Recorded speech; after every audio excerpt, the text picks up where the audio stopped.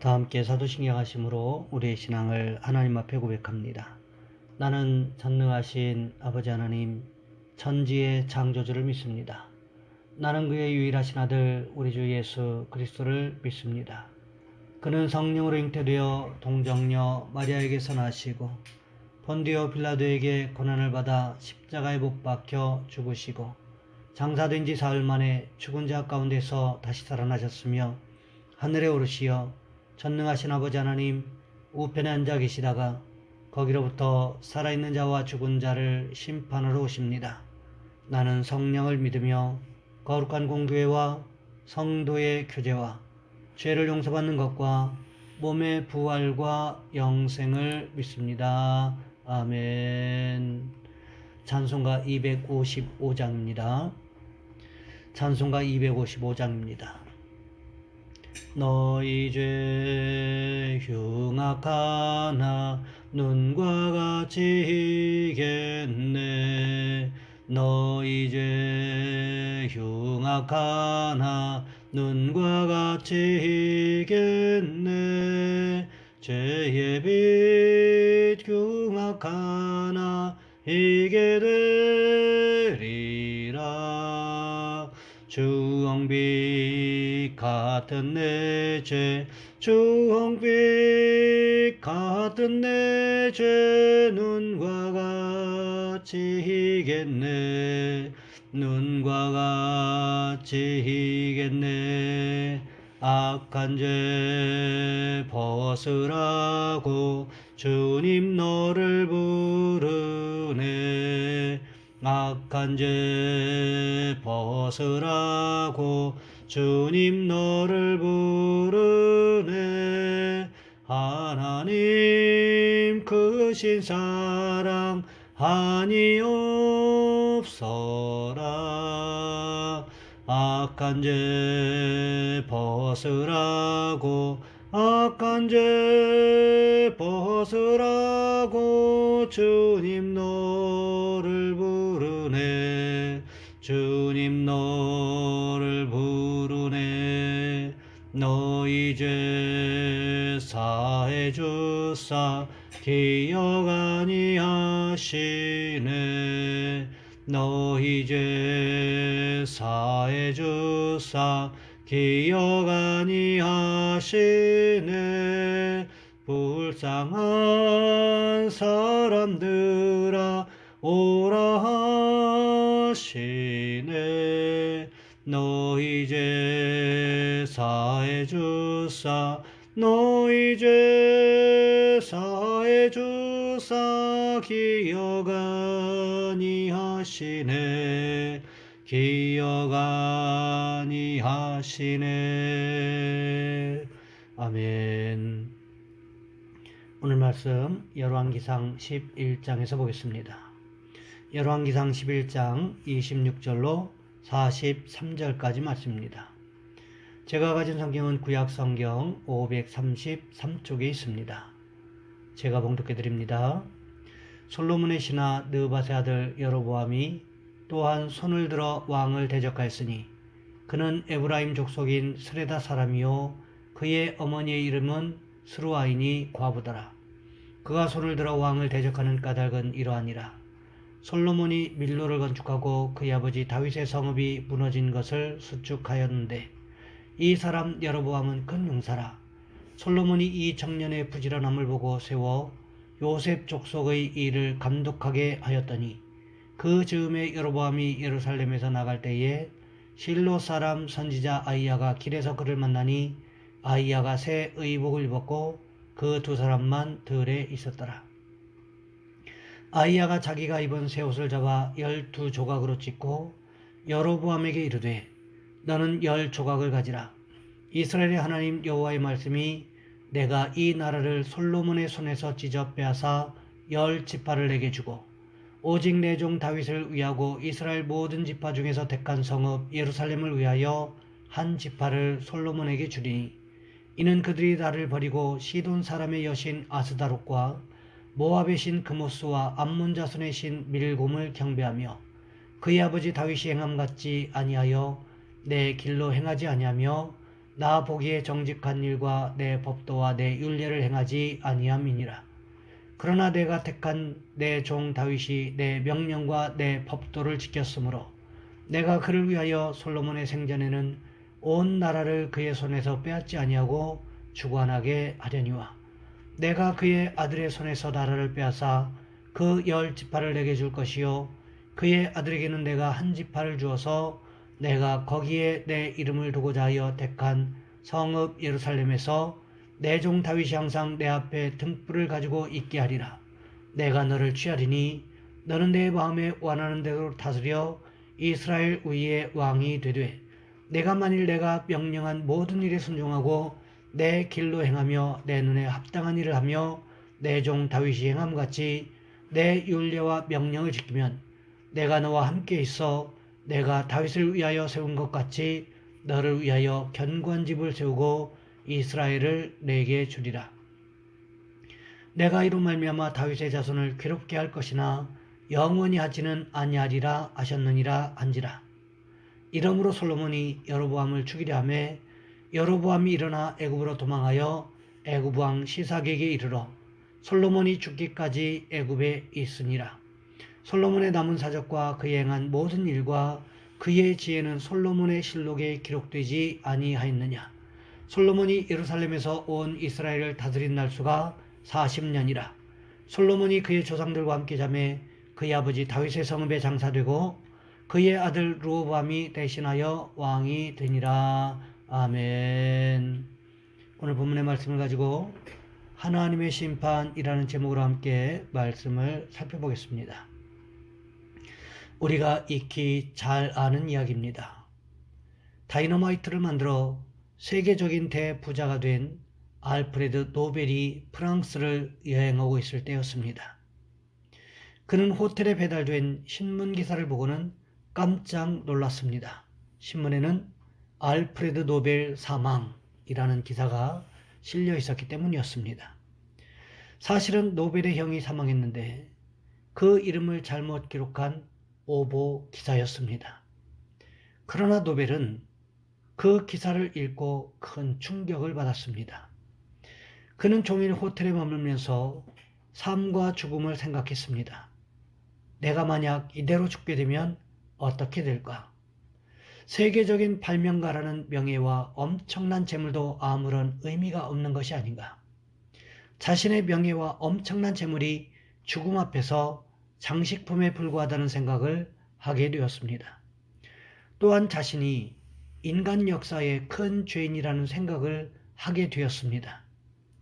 인류의 번영을 위해 만든 다이너마이트가 인간을 마구 죽이는 무기로 사용되었기 때문입니다. 노벨은 심각한 죄책감에 사로잡혔습니다. 그래서 속죄하는 마음으로 자신의 전 재산을 국가에 헌납했습니다. 바로 그 기금으로 노벨상이 만들어졌습니다.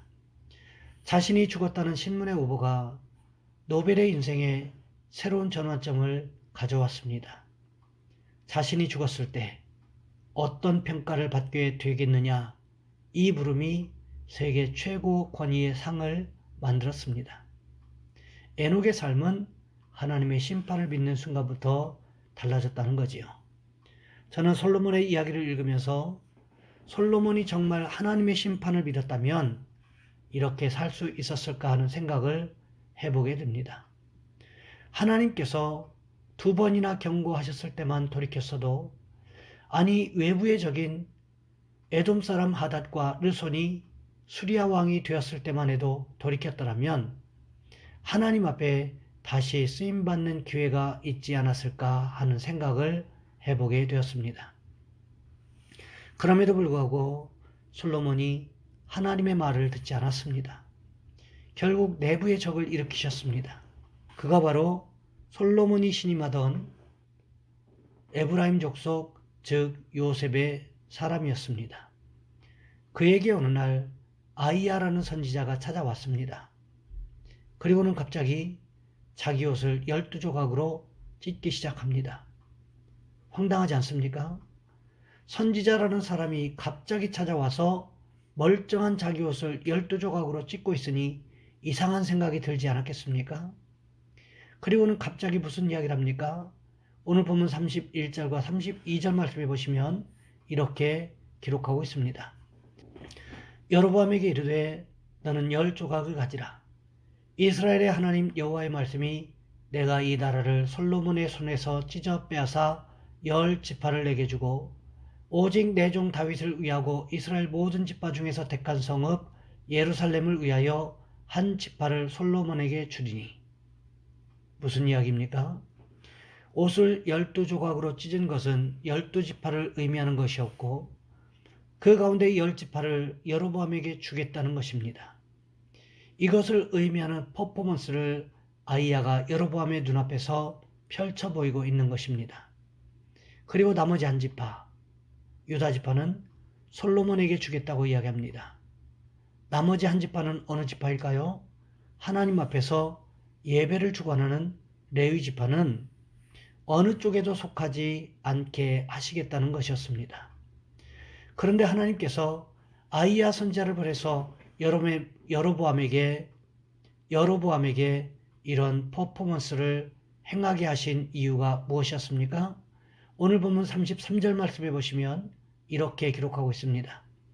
이는 그들이 나를 버리고 시돈 사람의 여신 아스다롯과 모압의 신 그모스와 암몬 자손의 신 밀곰을 경배하며 그의 아버지 다윗이 행함 같지 아니하여 내 길로 행하지 아니하며 나 보기에 정직한 일과 내 법도와 내 율례를 행하지 아니함이니라. 기가 막힌 일 아닙니까? 하나님께서 참다 더 이상 참지 못하셨다는 것입니다. 2번씩이나 경고하셨음에도 불구하고 외부의 대적이 일어남에도 불구하고 솔로몬이 꿈쩍도 하지 않으니까 결국 하나님께서 나라를 2동강이로 나누어 버리겠다라고 말씀하고 계시는 것입니다. 이것은 무엇을 의미하는 것일까요? 하나님께서 솔로몬의 모든 행적을 다 지켜보고 계셨다는 것입니다. 아스다롯, 그모스, 밀곰은 경배할지언정 하나님을 경배하지 않는 솔로몬을 향한 하나님의 인내가 한계치에 도달했다는 것입니다. 그래서 이제는 더 이상 참지 못하고 여로보암을 통해서 내부의 적을 일으켜 결국 나라를 둘로 나눠버리겠다고 아히야 선지자를 통해서 퍼포먼스로 보여주고 있는 것입니다. 그런데 중요한 것이 있습니다. 다윗 때문에 솔로몬 때에는 이 일을 행하지 아니하고 솔로몬의 아들에게서 나라를 빼앗아 버릴 것이라고 말씀하고 계시다는 거지요. 이것을 보면 믿음의 자녀들에게 여전히 죄에서 심판해서 돌이킬 수 있는 기회를 주시는 자비로우신 분이 우리 하나님이심을 우리는 깨달을 수 있다는 거지요. 그런데 하나님께서 여로보암에게도 솔로몬과 동일한 약속을 세우고 있는 것을 볼 수가 있습니다. 오늘 본문 38절 말씀해 보시면 이렇게 기록하고 있습니다. 내가 만일 내가 명령한 모든 일에 순종하고 내 길로 행하며 내 눈에 합당한 일을 하며 내 종 다윗이 행함같이 내 율례와 명령을 지키면 내가 너와 함께 있어 내가 다윗을 위하여 세운 것 같이 너를 위하여 견고한 집을 세우고 이스라엘을 내게 주리라. 이것이 무엇을 의미하는 말씀일까요? 하나님께서는 우리가 어느 집안 사람이냐를 보시는 것이 아니라는 것입니다. 아무리 믿음의 부모를 두었다고 할지라도 하나님 앞에 온전하게 살았던 부모를 두었던 자녀라고 할지라도 하나님 앞에 성실하게 살지 못하면 심판하시겠다는 것입니다. 반면에 여로보암과 같이 어머니 혼자서 자녀를 키운다고 할지라도 믿음으로 양육하여 하나님 앞에 믿음의 사람으로 키우면 다윗과 같은 축복을 경험하게 하시는 분이 바로 우리 하나님이심을 성경은 기록하고 있다는 것입니다. 이렇게 아히야 선지자를 통해서 여로보암에게 10지파를 나눠주겠다는 퍼포먼스를 펼쳤다는 이야기가 솔로몬의 귀에 들어가지 않았겠습니까? 그렇다면 솔로몬이 어떻게 했어야 맞을 것 같으십니까? 당연히 하나님 앞에서 자신을 돌아보면서 가슴을 치면서 통회 자복하고 자신을 돌이켜야 하는 것 아니겠습니까? 그런데 문제는 사람은 항상 자신에게서 문제를 찾지 않는다는 것입니다. 솔로몬이 무슨 생각을 했습니까? 여로보암만 없으면 하나님께서 말씀하신 심판도 내게 임하지 않겠지. 이런 생각을 했다는 것입니다. 그러니까 솔로몬이 여로보암을 죽이기 위해서 갖가지 방법을 다 사용하지 않았겠습니까? 그래서 여로보암이 어떻게 합니까? 오늘 보면 40절 말씀해 보시면 이렇게 기록하고 있습니다. 이러므로 솔로몬이 여로보암을 죽이려매 여로보암이 일어나 애굽으로 도망하여 애굽 왕 시삭에게 이르러 솔로몬이 죽기까지 애굽에 있으니라. 여로보암이 어디에 가 있었습니까? 애굽으로 도망가서 애굽 왕 시삭의 보호 아래 있었다는 것입니다. 이것을 보면 애굽이 마치 이스라엘에 대적하는 사람들을 보호하는 인큐베이터 같은 생각이 들지 않습니까? 에돔 사람 하닷도 애굽에서 보호를 받았고 여로보암도 애굽의 보호를 받았습니다.